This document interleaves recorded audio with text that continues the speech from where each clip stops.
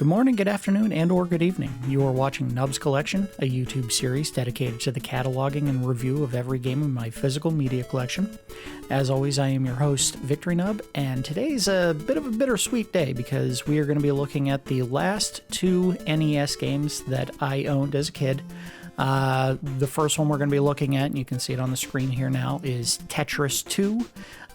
This is a game that came out in October of 1993, and it was developed and published by Nintendo's Research and Development Team 1. And if I'm not mistaken, this is the very last game that we bought for the Nintendo. The game that we're going to be looking at second, I'm going to keep it as a little bit of a surprise for a couple of reasons. But that was not the last game that we bought for the system. But there is a unique reason why we're going to be looking at it last. Anyway, the game that we're looking at first, Tetris 2, doesn't have a story, so we're not going to do a story setup this week. That's ridiculous. It's Tetris. There isn't a story. The world is falling apart. After 100 years of endless battle, the people of Earth decided to capitulate to the Tetramino army. The terms of the Tetris Accords were simple but devastating. The Tetraminos would stop their assaults on our population centers, and in exchange, they would be permitted to stack their damn blocks wherever they pleased. Soon, our forests, our oceans, our very farmlands were littered with these endless towers of colored cubes, killing wildlife, destroying our crops, poisoning the very air we breathe.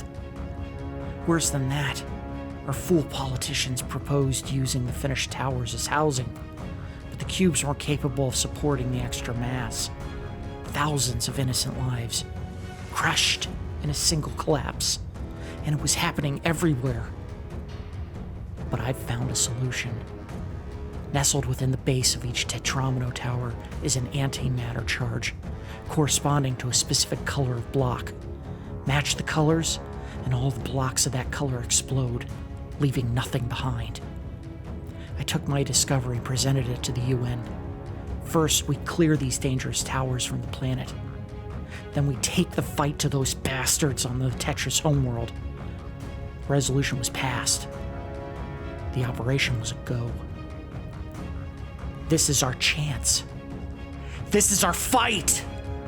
This is Tetris 2.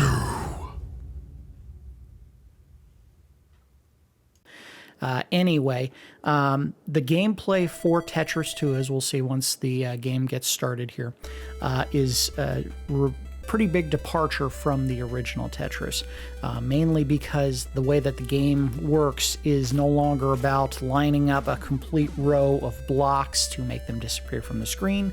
It actually plays a lot more like Dr. Mario. You have to stack similarly colored blocks in groups of 3 in order to wipe them out from the board. And the key to winning each map or match, whatever you want to call them, round, I guess is on the screen here, is to actually get rid of the flashing blocks at the bottom of the screen with a little round bit inside of it. If you take care of those, what they'll do is they'll blow up all the other squares that were already on the screen of the same color. Once you wipe out all 3 of them, the red, the yellow, and the peach color, the round is over, the screen will clear itself, and then you can move on to the next one. So a very large departure from the original game. How is this a Tetris game? I have no idea. It's almost like Nintendo wanted to make a new puzzle game, but were afraid to give it a name that people wouldn't care about, so they just said, oh, just call Tetris, whatever. No one's going to question it. Anyway, we're going to do a little bit of a departure from the way that I usually do these episodes. The video that's playing right now was recorded after what I'm going to be talking about today. And I'm going to be going into a little bit of a detailed history of the game Tetris as it was released in North America. I did initially go into this a little bit in the episode of This Was a Terrible Idea, where I played Tetris and Dr. Mario with the controller held backwards. It was very brief, and frankly, I was more focused on not looking like a complete idiot trying to play the game with the controller held in weird positions. So I may have gotten some details a little bit wrong, but we're going to go into more depth than I did the original discussion that we had about the release of Tetris. But anyway, let's go ahead and get started on that. And yes, I'm reading some notes that I prepared for this so that I wouldn't sound like a complete idiot trying to memorize all this stuff. Alexei Pajitnov, the name that you guys have probably heard before, the original creator of Tetris, was a researcher at the Soviet Academy of Sciences in the former Soviet Union. He had developed a Tetramino-style puzzle game while he was at work and named it Tetris. It was a combination of the words tetra for four, since the puzzle pieces in Tetris consist of 4 blocks, and tennis, which was his favorite sport. There was another game that he had developed at a later time that some of you may have heard of called Hexic.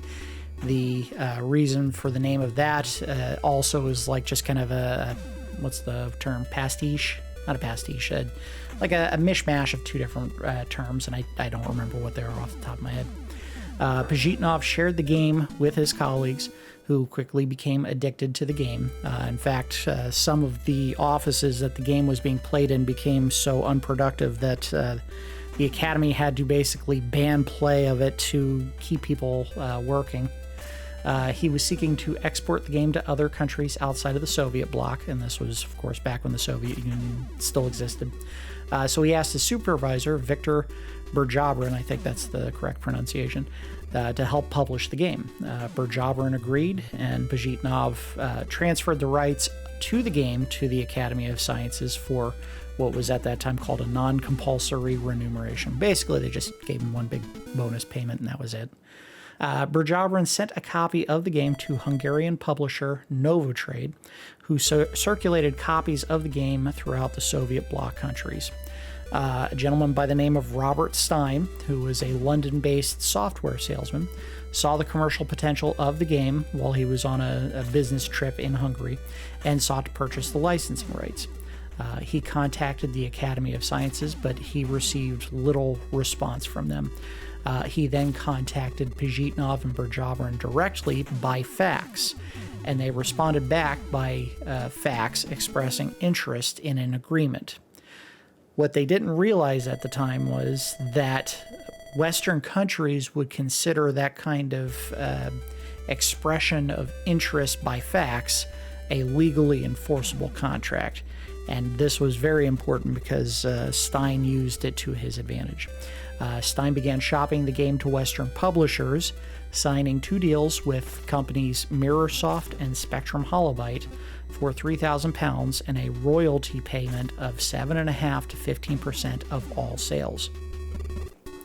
This deal had been reached before the Academy of Sciences or Pajitnov and Burjabrin ever signed a contract.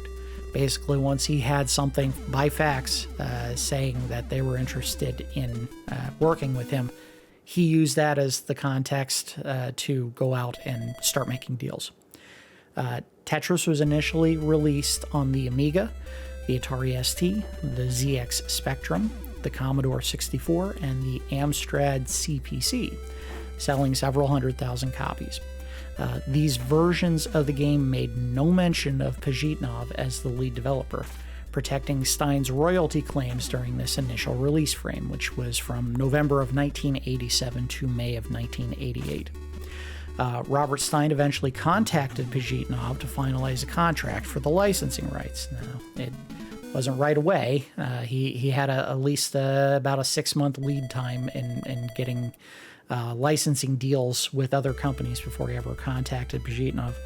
Electronorg Technica, or ELORG for short, and you may have seen that name in the title screen for the original Tetris, agreed to the contract in exchange for 80% of the revenue from all sales.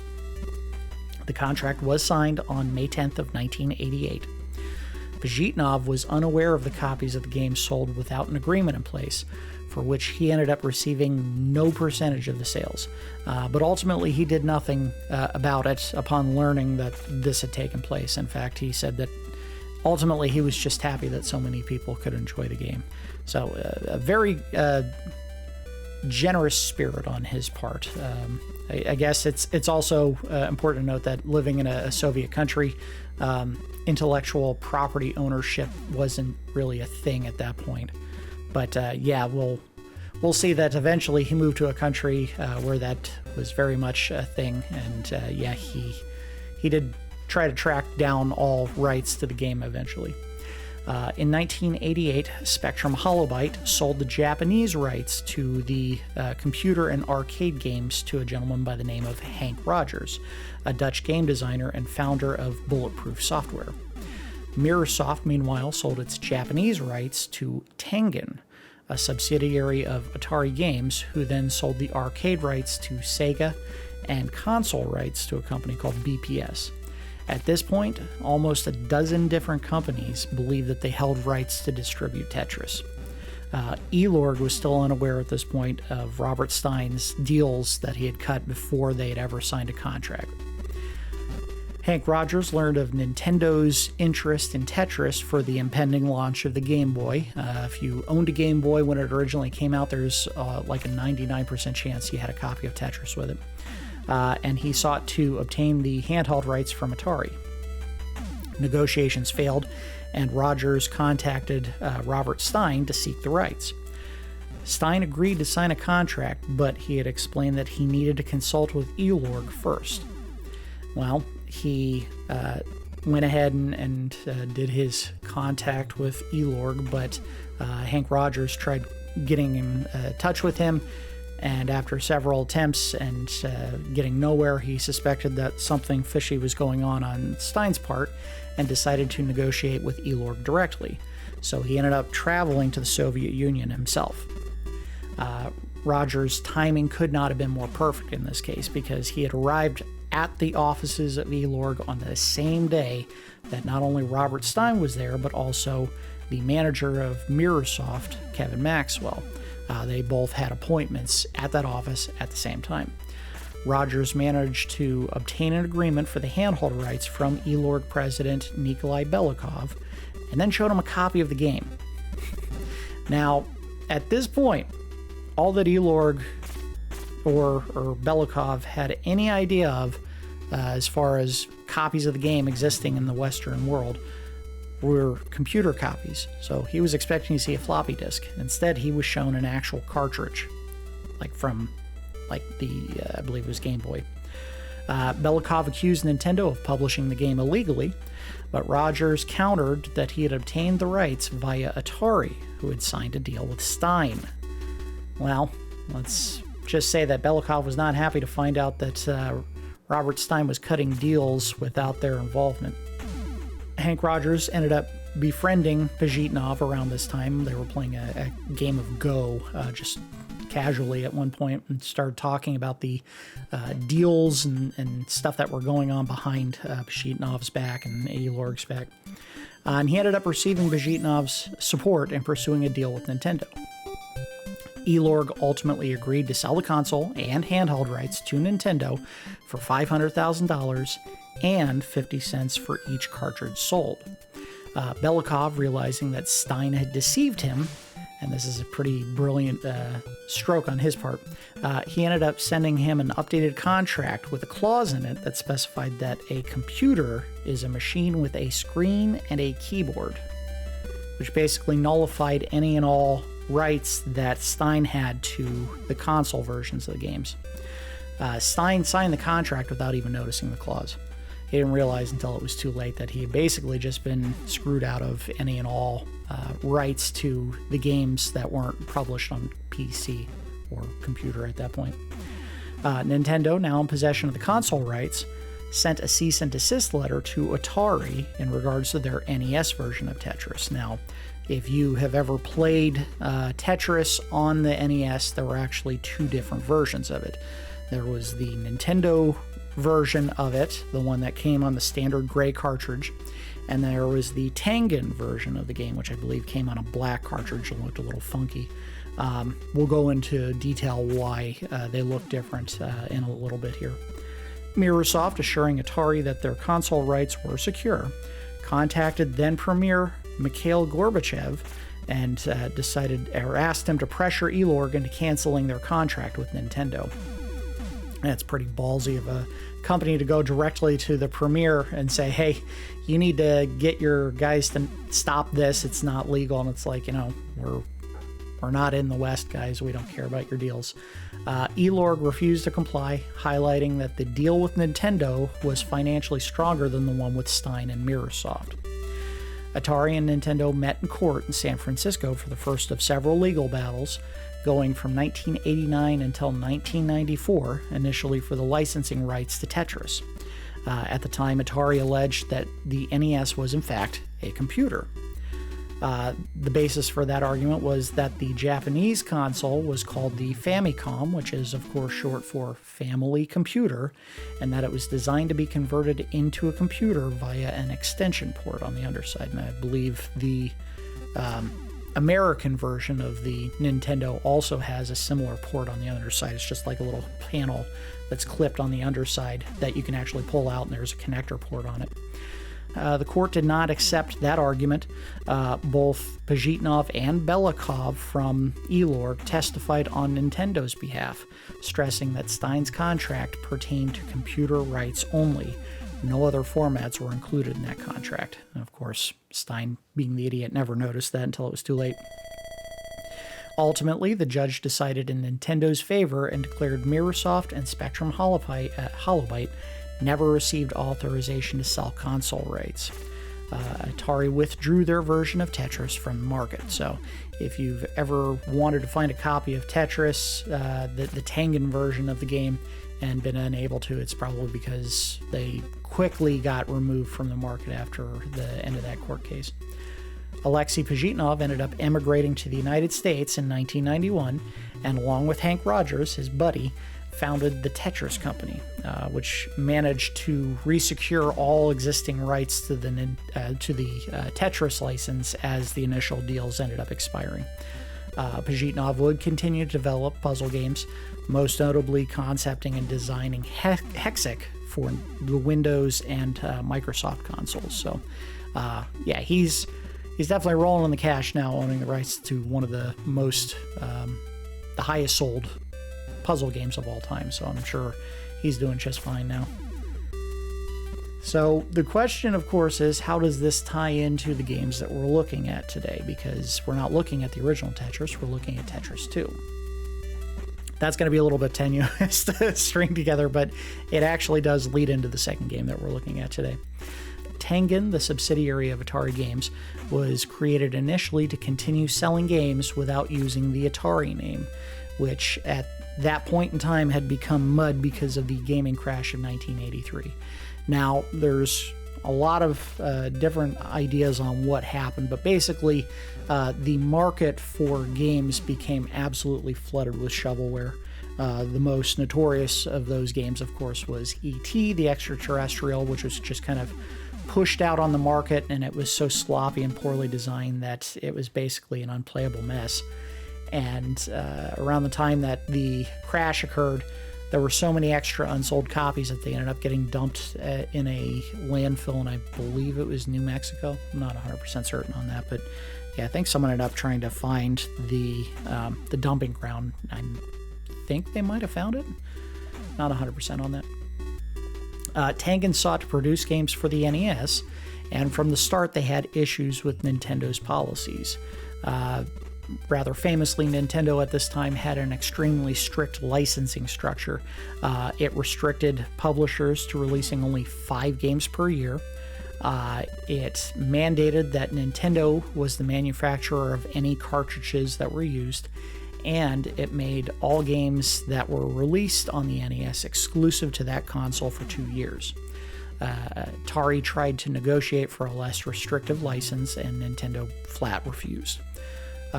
Atari agreed to the terms, but in secret they began seeking ways to circumvent Nintendo's license. A good example of a company doing that and kind of getting away with it was Konami. If you ever owned one of their games, you might have noticed that it also had the name Ultra Games on it. Ultra Games was just the publishing arm for Konami, and they used that as a workaround to that 5 games per year cap so that they could release more games on the system. Rather clever move on their part. The deal, of course, was tied specifically to a publisher, and if you had multiple publishers for one company, you could exceed that 5-game cap. Tengen's initial efforts of circumventing the license revolved around bypassing the Nintendo's lockout feature. In order to prevent unlicensed cartridges from saturating the market, an issue that had contributed to the gaming crash, Nintendo integrated an authentication chip into the NES called the 10 NES Lockout Chip, or 10 NES. Without the appropriate corresponding chip on the cartridge circuit board, the console would not run the software. Now, this is interesting, and I didn't realize this until I started doing some research on the situation with the Tengen cartridges. 2 of the most common issues that occurred with the NES console were in fact caused by the 10 NES chip.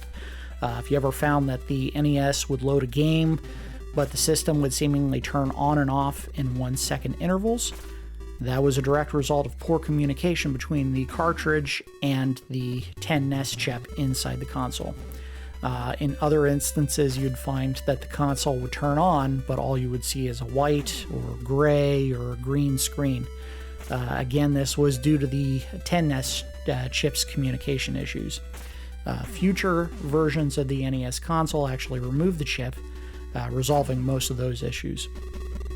However, of course, if you know anything about the console, you know that the connector pins, the 24-pin connector insert that you would actually put the cartridge into, had its own variety of issues, mainly because over time those pins would get dirty or worn down, or in some cases they'd get bent out of position, and you wouldn't be able to get proper connection between the cartridge and the system.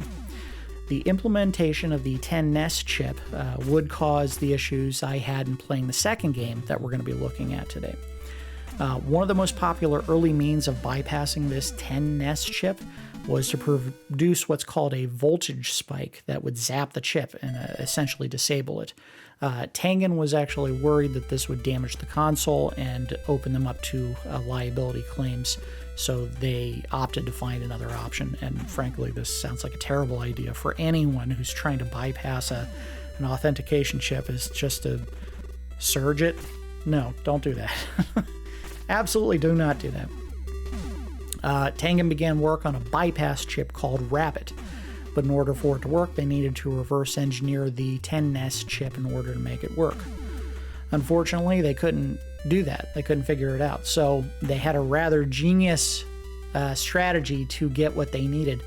Tengen actually contacted the U.S. Copyright Office and requested a copy of Nintendo's lockout program, saying that they needed it for upcoming litigation against the company. That's genius.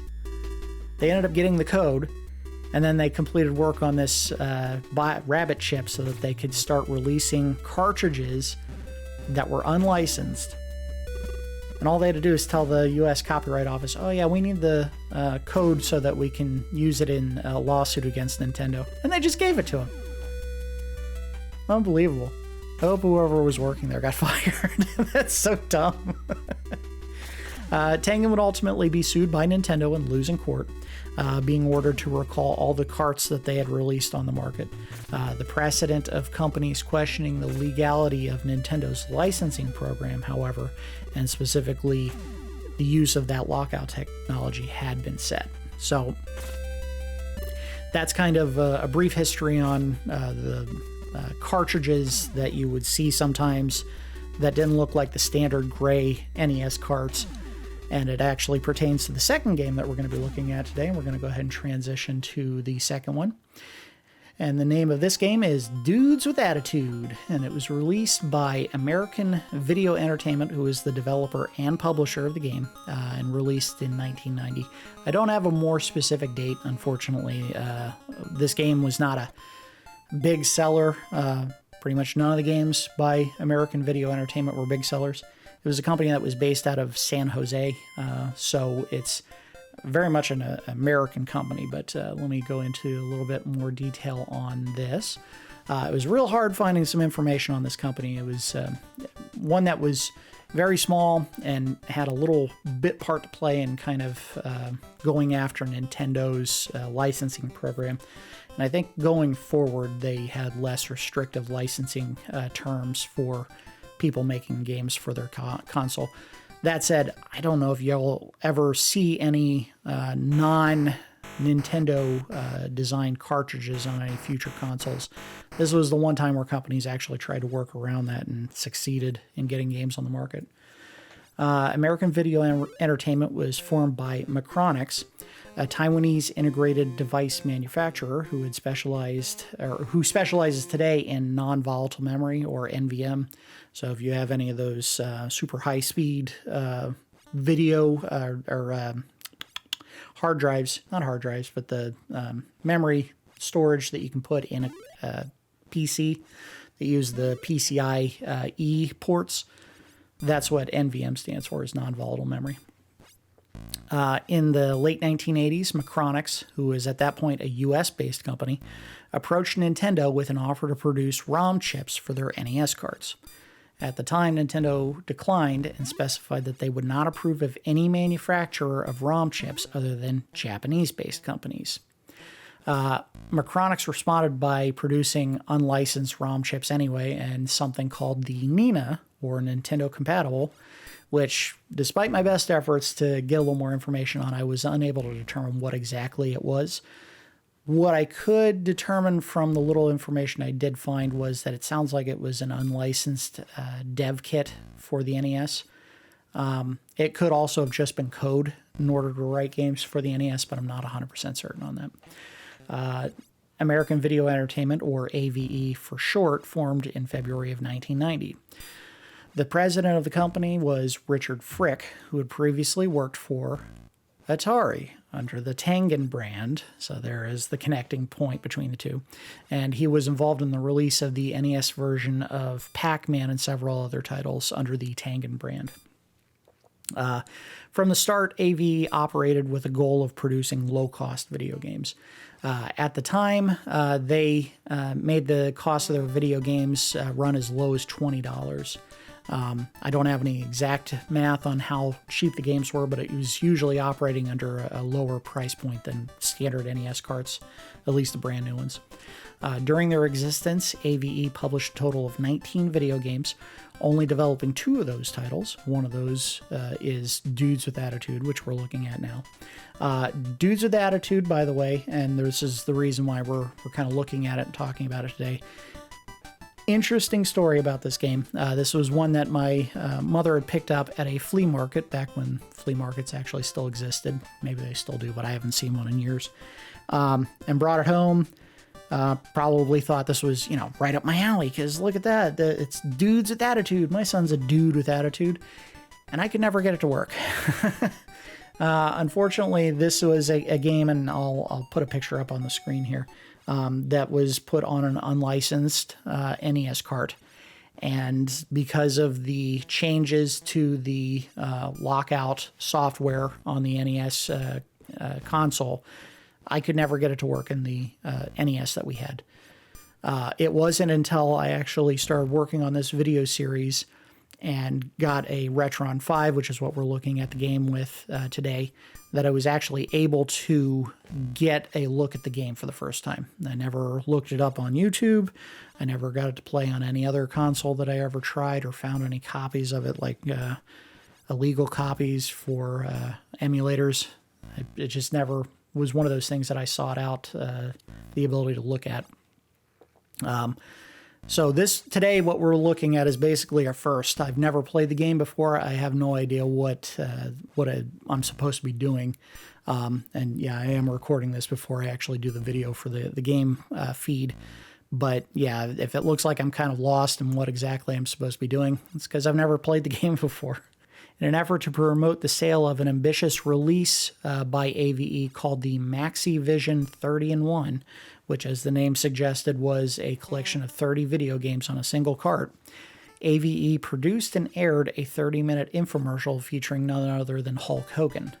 Unfortunately, the infomercial was only aired a single time on television, and the game itself had been reduced in scale prior to actual release to only 15 games, because at that time, AVE basically had other developers make games for them and then release them on their unlicensed cartridges.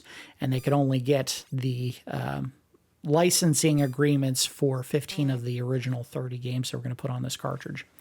Nintendo, aware of the existence of AVE and other unlicensed NES game publishers like Tengen, took two approaches to prevent the sales of their games. The first tactic was to change the programming code for the 10 Nes chip. And this is almost certainly what caused my issues with the Dudes with Attitude cart that I had. AVE was forced to remove messaging from their game boxes that stated that their games were 100% compatible. And I'm not 100% that's on the game I have. I don't see anything like that on there, but there is a lot of fine print at the very bottom of the sticker on that cart. However, AVE also set up a program where you could send your NES to them and they would actually modify the console so that it could play unlicensed games. I would never do this, but I guess there was a market for it. And if you did end up sending the console in, they offered you a $10 rebate for any game that you purchased directly from them. Nintendo's second and far more pernicious tactic was to actually send major retailers letters stating that they would not honor any orders from stores found selling unlicensed NES games. While there is absolutely no historical proof for this, this is basically just anecdotal information from the president at that time, Richard Frick. He indicated that the top 20 toy stores in the U.S. refused to carry AVE published video games in their stores. Was that a direct result from any letters that Nintendo sent? We don't know. Just going by what he indicated about it. In January of 1991, AVE filed an antitrust lawsuit against Nintendo, seeking $105 million in damages. At the time, the suit alleged that Nintendo's use of the lockout chip technology violated U.S. antitrust laws. It's hard not to argue that point. If you're putting something in your console to make it so that the only way it'll work is if you use their own proprietary equipment, yeah, it does seem like they're trying to create a monopoly, and they were basically the only game in town. I mean, I have a Sega Master System, but I don't think it was anywhere near as successful a system as the NES was. While the lawsuit was settled 3 years later under the terms of a secrecy order, likely to prevent the lockout tech from getting out in the public, Nintendo pivoted the design of their system away from the 10 Nes Lockout Chip. AVE would attempt to pivot themselves towards production of Sega Genesis games, but unfortunately the company struggled to generate enough revenue from the sales of NES carts, and they ended up shuttering in 1992. So a long, twisting, connecting point between the origin of Tetris in the United States and the second game that we're looking at today. But I think it's an interesting point to look at because they're both puzzle games.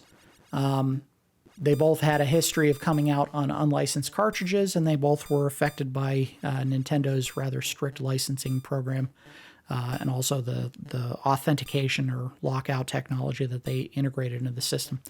Now, if you have the top-loading NES, and they were pretty rare because they came out towards the end of the system's lifespan, I believe that is when they removed the 10 Nes Lockout Chip. So if you did have unlicensed cartridges that wouldn't work, if you tried them in that console, there is a pretty good chance they actually would have run in that one. I think I had a top-loader NES at some point. I don't anymore. It may have been one that I ended up giving to my mother when I moved away to college, and I have no idea what she did with it. She may have ended up throwing it out at some point. But ultimately, I couldn't look at the game until today. So anyway, we're going to go ahead and wrap the episode up without doing the normal review phase for either of these two games. They're puzzle games. I don't love Tetris 2 as much as I love the original Tetris.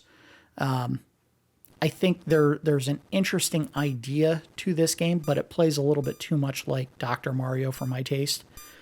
I like that, there's a single flashing charge at the bottom of the screen that if you manage to work your way down to and destroy that piece, that basically you can wipe out all of the colored blocks of that particular shade on the map, and it kind of opens up a lot of unique possibilities on the game board.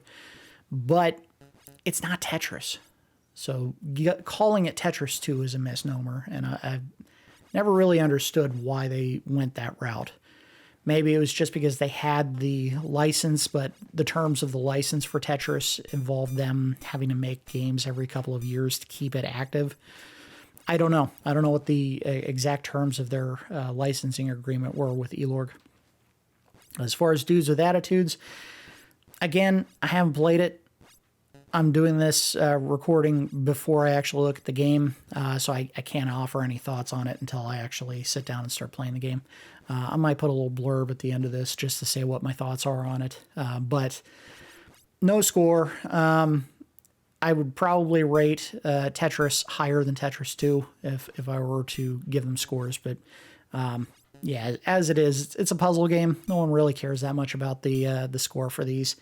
Unless you're obsessed with Tetris, and then maybe you're like, it's a perfect 10. I don't see why you're not scoring it. So that's going to wrap it up.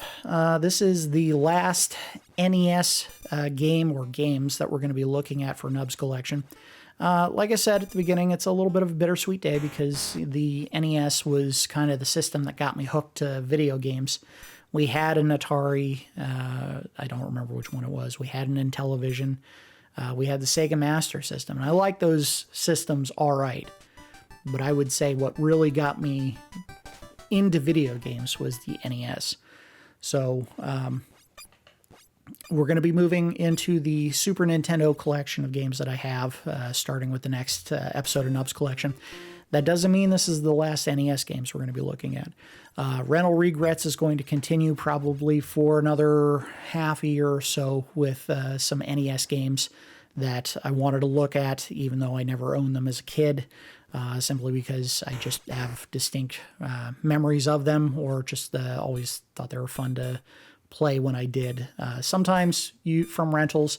Occasionally, they're games that I just played while hanging out with friends or family at some point. So, yeah, we're still going to see some NES games, but for now, Nub's Collection moves on, and we'll be looking at a Super Nintendo game in the next episode. But for now, I just want to thank everyone for watching these episodes of Nub's Collection.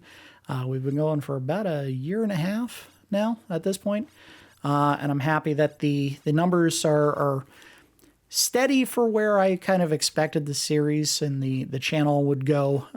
There's always some fun surprises over the last couple of months of doing videos.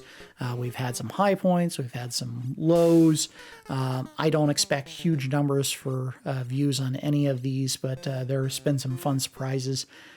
I had no idea that Adventure Island was as popular as it was. Maybe I need to do more episodes on Adventure Island, because apparently in Asia they love that game series, and I didn't know. I think it's okay. I'm not as obsessed as the Asian market is, I guess, with that game. But anyway, just wanted to say thank you, everyone who's watching these. And we're going to be coming back with a Super Nintendo game that I think a lot of people are fans of with the next episode. But that's going to do it for this episode of Nub's Collection. As always, I do appreciate each of you watching, and I will see you next time.